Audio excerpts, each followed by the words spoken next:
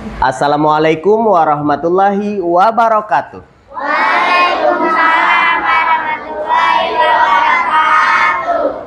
Good morning, student. Good morning, Mr.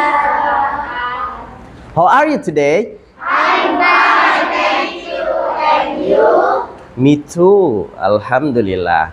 Oke, hari ini kita bersyukur karena diberikan kesehatan sehingga kita bisa hadir di kelas yang berbahagia ini. Kelas berapa kita? 6. Oke, kelas 6 ya. Kelas 6 berarti sebentar lagi kalian akan memasuki ujian sekolah. Kemudian kalian juga akan lulus dari SD. Sebentar lagi kalian akan lulus dari SD. Nah, supaya kita belajar dengan sungguh-sungguh, supaya kita mendapatkan hasil yang maksimal di kelas kita ini, maka perlu adanya sebuah keyakinan kelas. Ada yang tahu keyakinan kelas itu apa? Belum tahu? Oke. Keyakinan. Kita tahu keyakinan ya. Oke. Keyakinan berasal dari kata apa? Keyakinan. Kata yakin, betul. Dari kata yakin. Yakin itu apa artinya? Apa? Percaya. Yakin itu percaya. Artinya keyakinan, kepercayaan. Artinya sesuatu yang kita yakini, sesuatu yang kita percayai dan harus kita laksanakan di dalam kelas ini. Nah, apa saja keyakinan yang harus kita buat? Kita buat bersama-sama. Kita susun bersama-sama. Seperti apakah itu? Keyakinan kelas 6 ini. Gitu ya. Oke. Menyusun keyakinan kelas, kita mulai dari hal-hal yang boleh kita lakukan di dalam kelas, gitu ya. Kita tulis hal-hal yang boleh dilakukan di dalam kelas tentunya ya, dan hal-hal yang tidak boleh dilakukan. Ya. Hal-hal yang boleh dilakukan dan hal-hal yang tidak boleh dilakukan. Kita tentukan. Kira-kira menurut kalian yang boleh dilakukan di dalam kelas itu bagaimana? Apa saja? Coba kita ingat-ingat. Kalau di dalam kelas itu kita boleh apa saja sih? Apa yang boleh? Membersihkan kelas. Oke, bagus. Kita boleh, kita harus membersihkan kelas gitu ya.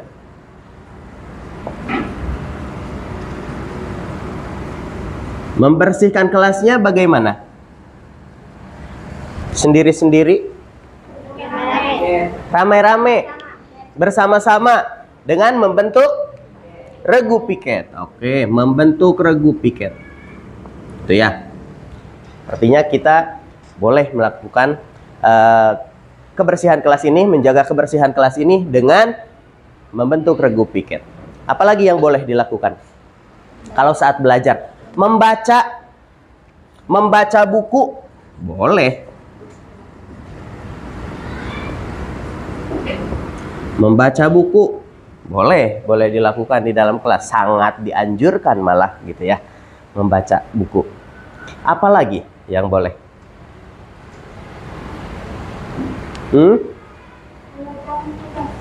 Mengerjakan tugas. Oke, bagus. Mengerjakan tugas harus. Ya. Mengerjakan tugas. Terus apa lagi? Bagus. Belajar dengan sungguh-sungguh.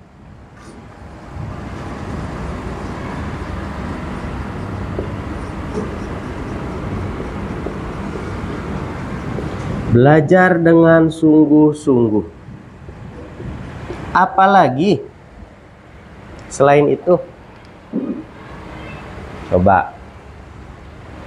Yang harus kita lakukan atau yang boleh kita lakukan di dalam kelas. Saat belajar boleh bagaimana saja?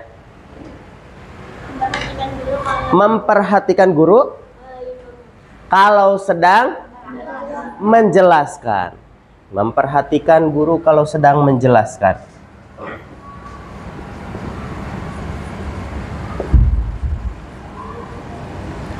Memperhatikan guru pada saat menjelaskan, gitu ya. Apalagi yang boleh? Coba yang boleh dilakukan. Yang boleh dilakukan di kelas apalagi ya? Cukup? Membersihkan kelas, membaca buku, mengerjakan tugas, belajar dengan sungguh-sungguh, memperhatikan guru. Nah, kalian boleh diskusi nggak sih? Boleh? Boleh. Pada saat apa? Pada saat belajar. Pada saat belajarnya boleh diskusi. Tapi kalau pada saat ulangan tidak boleh. Betul. Oke, berarti apa? Berdiskusi boleh. Berdiskusinya tentang pelajaran. Boleh berdiskusi tentang pelajaran. Ya. Ada lagi yang mau menyumbangkan saran tentang hal-hal yang boleh dilakukan di dalam kelas? Coba apa lagi ya? Saling menghormati. Bagus sekali itu. Kita harus saling menghormati ya. Saling menghormati.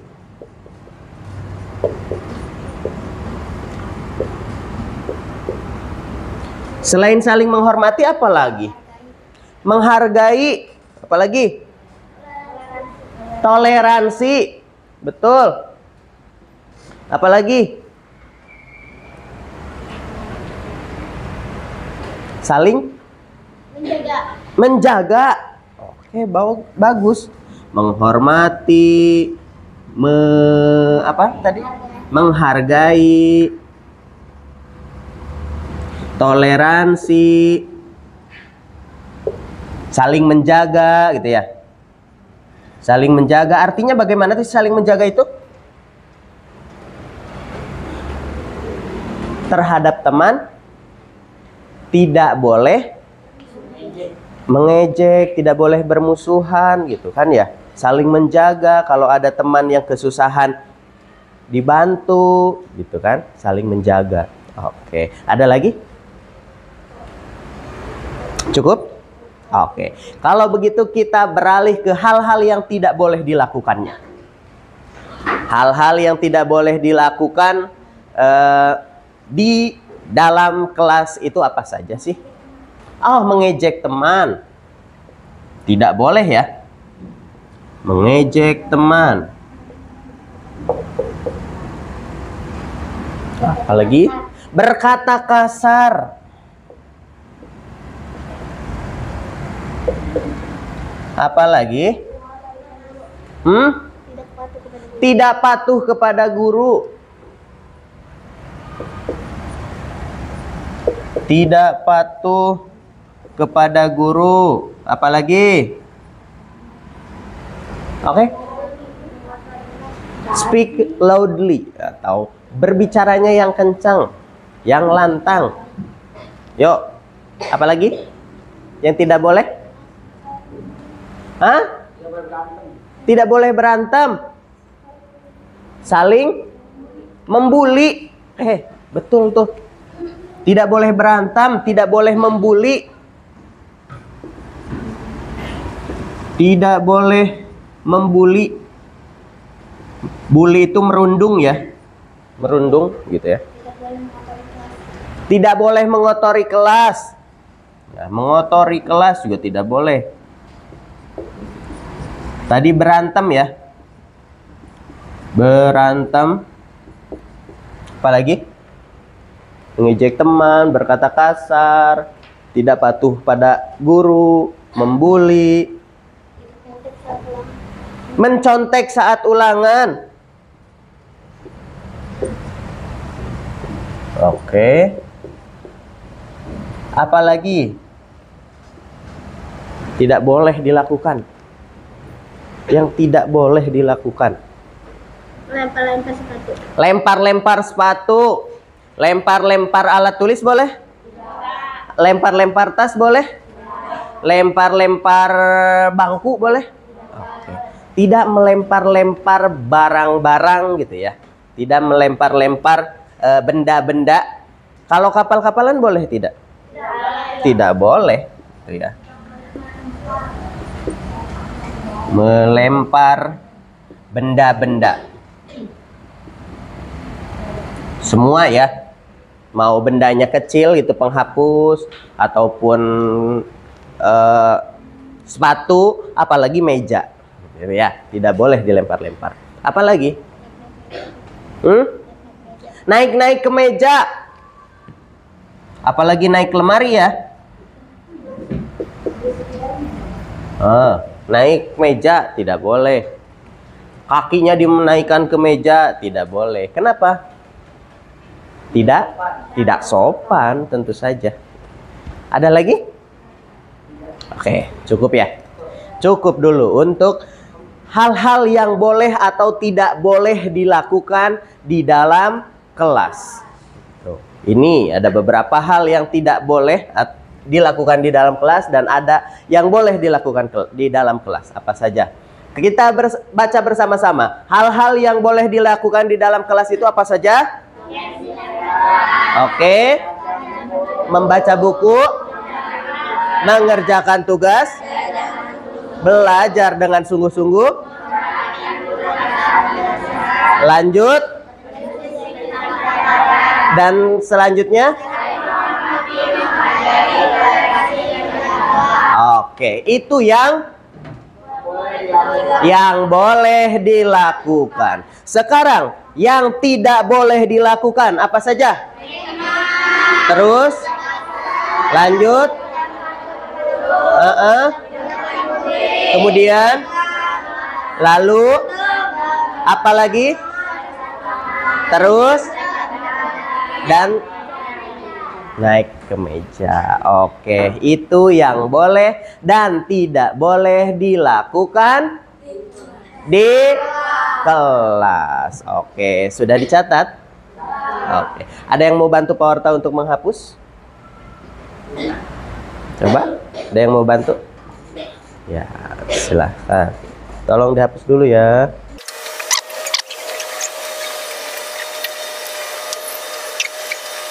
Terima kasih Faras. Ya, sekarang Pak Warta punya sticky note atau kertas warna-warni. Nah, sekarang akan Pak Warta bagikan kepada kalian. Kalian tuliskan keyakinan kelas menurut kalian itu harus bagaimana gitu ya. Harus apa saja yang bisa kita lakukan di dalam kelas, gitu ya. Di kelas itu kita harus bagaimana? Mau warna apa? Boleh, kalian boleh pilih warnanya sesuai apa yang kalian inginkan. Kuning, Pak, kuning. Kuning, kuning yang mana? Kuning mana? Boleh. Kalian tuliskan di sticky note tersebut keyakinan kelas menurut kalian harus bagaimana? Apa yang harus dilakukan di dalam kelas kita, gitu ya. Oke, silahkan boleh dicatat. Seperti yang tadi sudah dituliskan kan? Kalau tadi kan ada yang boleh, ada yang tidak boleh. Nah, kalian boleh menggabungkan. Misalkan tidak boleh ini gitu, atau boleh ini, harus begini gitu. Silahkan. Sekarang satu persatu silahkan kalian tempel di pintu di sebelah sini ya. Silahkan tempel sesuai dengan keinginan kalian mau ditempel di sebelah mana.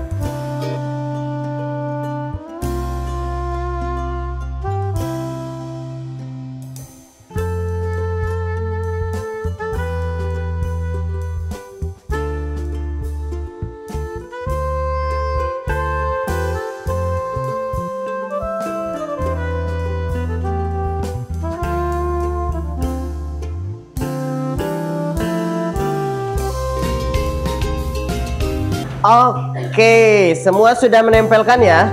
Oke, sekarang Pak Horta akan bacakan. Keyakinan kelas kita, keyakinan kelas 6, salah satunya yaitu yang pertama, harus piket sesuai jadwal. Kemudian patuh kepada guru. Kemudian tidak boleh berkata kasar. Kemudian mengerjakan tugas dengan penuh tanggung jawab. Lalu berdiskusi tentang pelajaran. Kemudian tidak boleh berantem. Lalu membaca buku gitu ya pada saat jam pelajaran kosong. Kemudian ada juga ini tidak boleh mengejek teman. Lalu ada memperhatikan guru pada saat menjelaskan materi pelajaran. Oke, itu adalah peraturan atau keyakinan yang ada di dalam kelas kita. Dan kita harus apa terhadap keyakinan tersebut? Harus tanggung jawab, harus patuh, harus menjalankannya. Kalau keyakinan kan sesuatu yang diyakini, artinya kita harus menjalankannya. Boleh tidak kalau tidak bertanggung jawab? Tidak. Boleh tidak kalau tidak dijalankan? Tidak.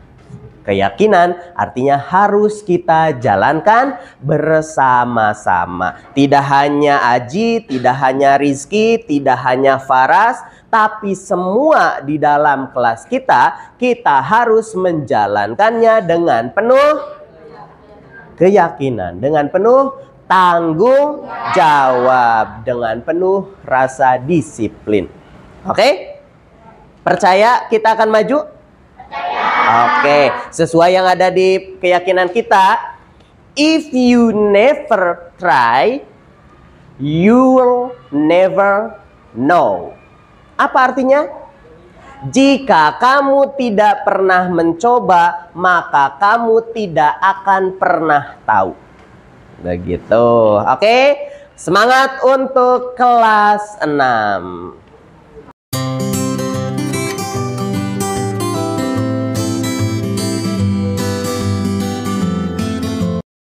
Assalamualaikum warahmatullahi wabarakatuh. Waalaikumsalam warahmatullahi wabarakatuh. Alhamdulillahirrabbilalamin. Wabihi nasta'inu ala umuri dunya waddin. Wassalatu wassalamu ala asrafil anbiya'i wal mursalin. Wa ala alihi wa sahbihi ajma'in amma ba'du.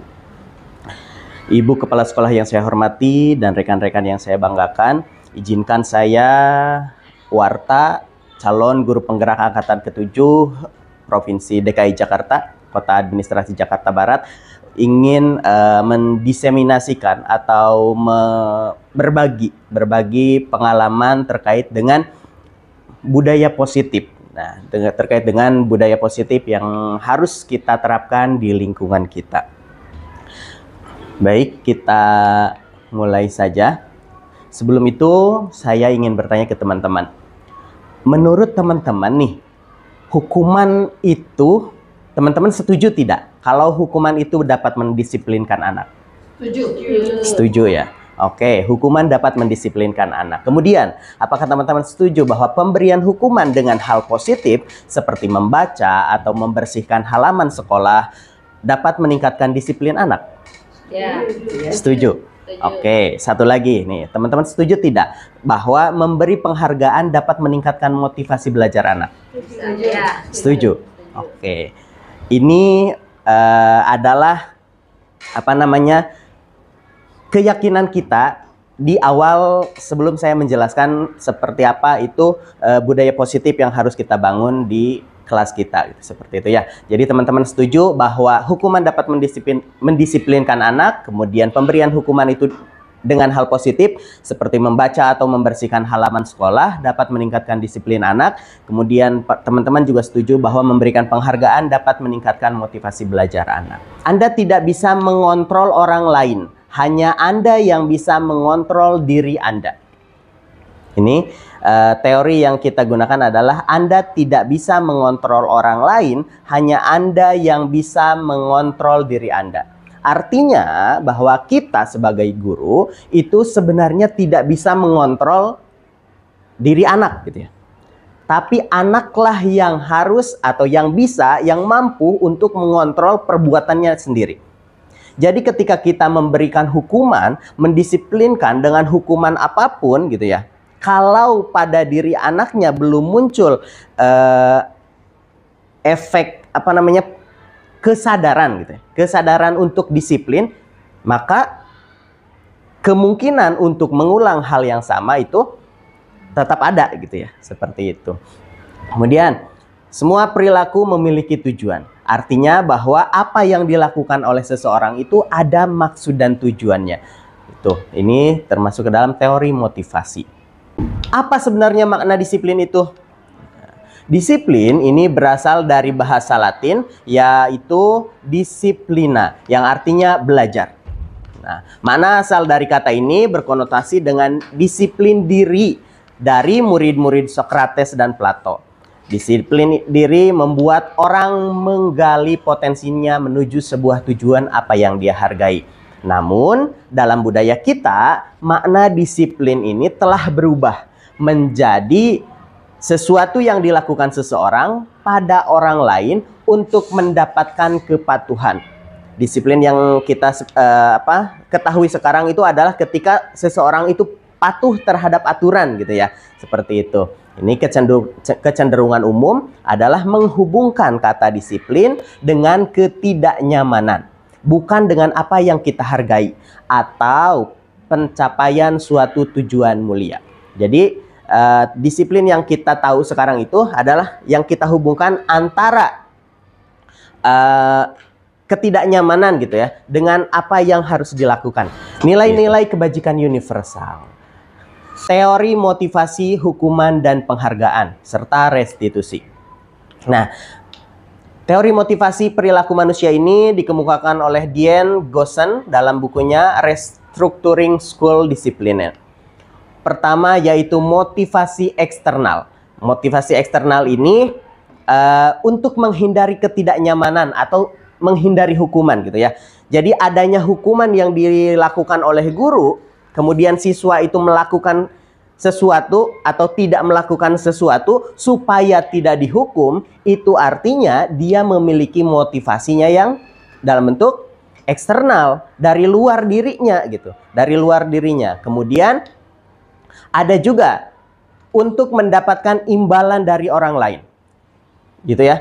Siswa mengerjakan tugas-tugasnya untuk mendapatkan nilai, atau siswa belajar dengan rajin supaya dapat nilai besar, supaya dapat hadiah dari orang tuanya gitu. Ini juga termasuk ke dalam motivasi yang eksternal. Dan satu lagi motivasi yang kedua sebenarnya ada dua jenis ya, eksternal dan internal. Itu contohnya untuk menghargai diri sendiri. Untuk menghargai diri sendiri, inilah motivasi yang berasal dari internal atau berasal dari dalam diri sendiri gitu, dari siswa itu sendiri. Dan sebenarnya yang membuat siswa itu berubah, yang bisa membuat siswa berubah dan sangat besar gitu ya, besar perubahannya itu adalah yang berasal dari internal ini. Ketika siswa sudah tahu bahwa belajar itu atau mengikuti aturan itu untuk menghargai diri sendiri, maka inilah yang akan memungkinkan siswa untuk berubah lebih baik. Gitu. Nah, menurut Ki Hajar Dewantara, ini terkait dengan merdeka ya, yang sekarang sedang digaungkan tentang konsep merdeka. Menurut Ki Hajar Dewantara itu merdeka artinya tidak hanya terlepas dari perintah, akan tetapi juga cakap untuk memerintah diri sendiri. Jadi merdeka yang dimaksudkan oleh Ki Hajar Dewantara itu bukan hanya bebas gitu ya, tidak berdasarkan perintah orang lain, tapi juga berhubungan dengan diri kita, memerintah diri kita sendiri gitu. Kita memerintah diri kita sendiri untuk melakukan sesuatu atau tidak melakukan sesuatu. Seperti itu. Lalu, nih, dihukum oleh penghargaan. Selama ini kita menganggap bahwa ketika kita memberikan penghargaan kepada anak, itu artinya kita memberikan apresiasi gitu ya. Memberikan apresiasi supaya anak bisa lebih baik lagi, lebih semangat gitu ya. Tapi ternyata tidak selamanya penghargaan atau hadiah yang kita berikan itu memberikan efek yang positif. Justru dia juga memberikan efek yang negatif. Sekarang ada beberapa pernyataan dan teman-teman silahkan pilih ya. Pernyataan ini apakah termasuk ke dalam hukuman atau termasuk ke dalam konsekuensi gitu ya. Nih yang pertama, mencatat 10 kali di dalam buku kalimat "saya tidak akan terlambat lagi". Ini termasuknya ke dalam hukuman atau konsekuensi? Hukuman. Oke. Kemudian lari mengelilingi lapangan basket. Masuknya? Hukuman juga. Murid diminta untuk push up 15 kali. Masuknya? Ya, karena tidak menggunakan masker. Konsekuensi. Oke. Menggantikan kertas tugas teman yang telah dicoret-coret. Konsekuensi. Membersihkan tumpahan air di meja tulis karena tersenggol pada saat belajar. Konsekuensi. Lalu murid disuruh untuk mengenakan sepatu seharian di sekolah karena tidak mengenakan sepatu hitam. Hukuman. Oke. Lari mengelilingi lapangan basket 2 kali karena terlambat 10 menit. Konsekuensi atau hukuman? Oke, kita lihat masuknya ke dalam mana ya. Yes, 100%. Ya, mencatat itu termasuk ke dalam hukuman. Kemudian lari juga hukuman, push up juga hukuman. Nah, menggantikan kertas itu sebagai konsekuensi ya dari apa yang dia lakukan. Kemudian membersihkan juga termasuk konsekuensi. Murid disuruh. Nah, disuruh itu termasuk ke dalam hukuman juga. Tapi lari mengelilingi lapangan basket 2 kali karena terlambat, itu konsekuensinya. Kalau terlambat dia konsekuensinya seperti itu gitu ya. Perbedaan antara hukuman dengan konsekuensi. Hukuman itu adalah sesuatu yang menyakitkan, harus terjadi. Sedangkan konsekuensi adalah sesuatu yang memang harus terjadi. Ketika kita melakukan sesuatu, maka itu yang harus terjadi gitu. Kemudian hukuman itu membuat anak sakit, baik fisik maupun hati, untuk jangka waktu yang lama. Sedangkan konsekuensi membuat anak merasa tidak nyaman dalam jangka waktu pendek. Lalu, hukuman itu anak membenci kedisiplinan.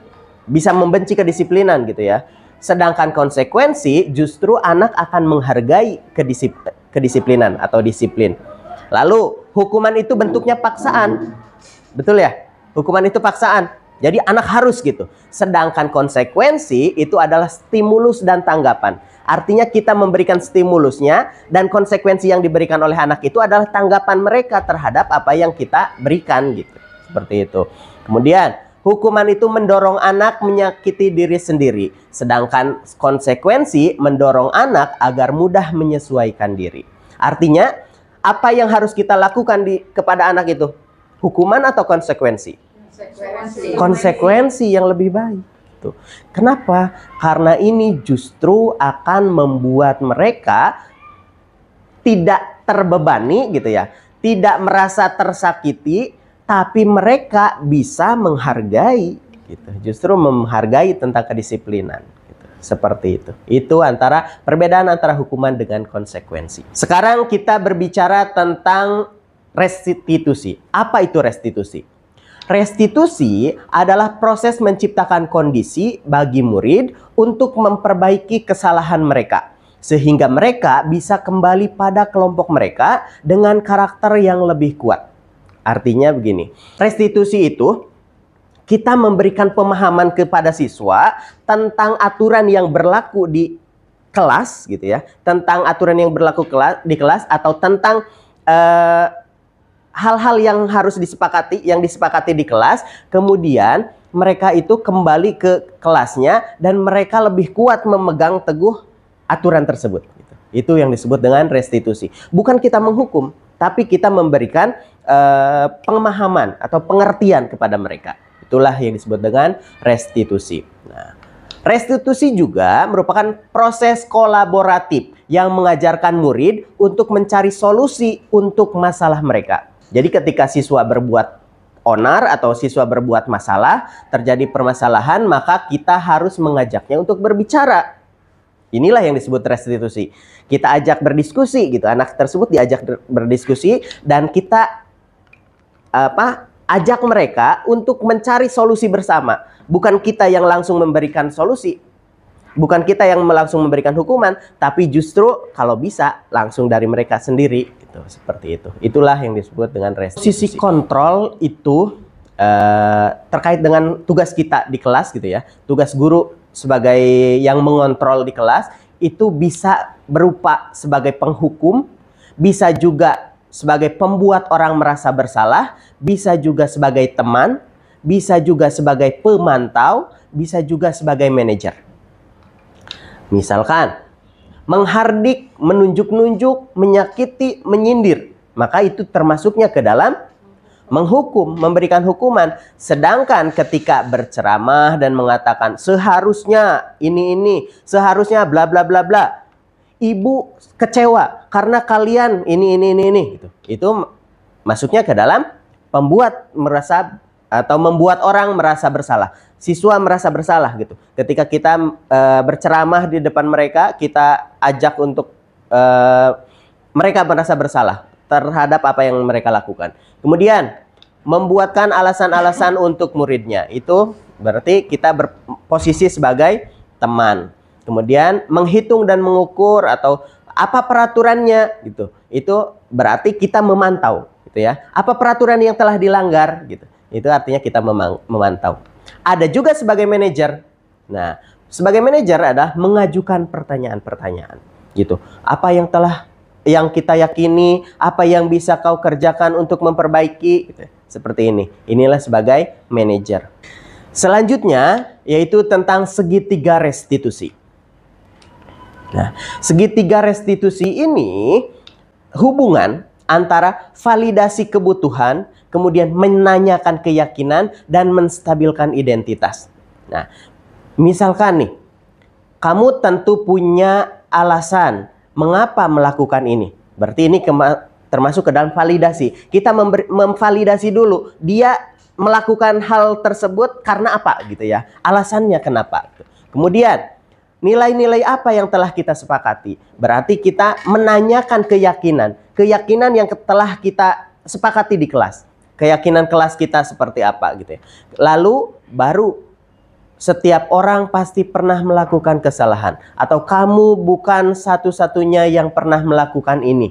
Itu seperti itu. Itu artinya kita menstabilkan identitas. Menstabilkan identitas anak. Supaya anak tidak merasa rendah diri gitu ya. Setelah melakukan kesalahan tersebut, anak merasa rendah diri gitu. Maka dilakukanlah menstabilkan identitas. Inilah yang termasuk ke dalam segitiga restitusi. Ya, baik. Mungkin itu saja yang bisa saya sampaikan dan mudah-mudahan ini berguna bagi kita semua dan mudah-mudahan kedepannya sekolah kita bisa menjadi lebih baik. Terima kasih. Wassalamualaikum warahmatullahi wabarakatuh. Waalaikumsalam warahmatullahi wabarakatuh.